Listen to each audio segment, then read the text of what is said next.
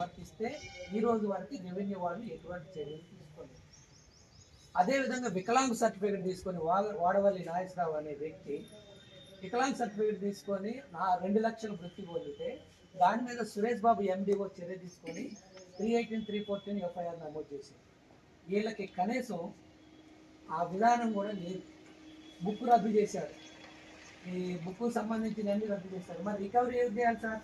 ప్రభుత్వం సొమ్ము, ప్రజల సొమ్ము 4 లక్షల రూపాయలు దొబ్బెట్టు. ఇప్పుడు బ్యాంకు నుంచి 2 లక్షలు, తర్వాత రైతు వేదిక, రైతు బంధు, రైతు భరోసా ఈ ఒక 2 లక్షలు, ఈ 4 లక్షలు వీటి మీద ఫిర్యాదు ఇస్తే కలెక్టర్ కాడికి పోతే పెద్ద కలెక్టర్, అక్కడ నుంచి మళ్ళీ సబ్ కలెక్టర్ అన్నీ తీసుకొచ్చి అక్కడ పెట్టినా కానీ ఈ రోజు వరకు వీళ్ళ తహసీల్దార్ అనేసి చర్యలు తీసుకోవాలి. ఏం చేయాలి?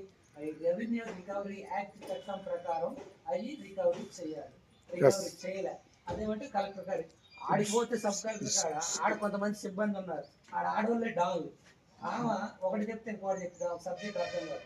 ఈ సబ్జెక్టు ఈ గ్రామ సభలో అందరి ముందు నేను ఒక ఎన్జిఓకి మీకు ఫిర్యాదు ఇమీడియట్ గా దొంగోడు పొందిన డబ్బులు రికవరీ చేయాలి.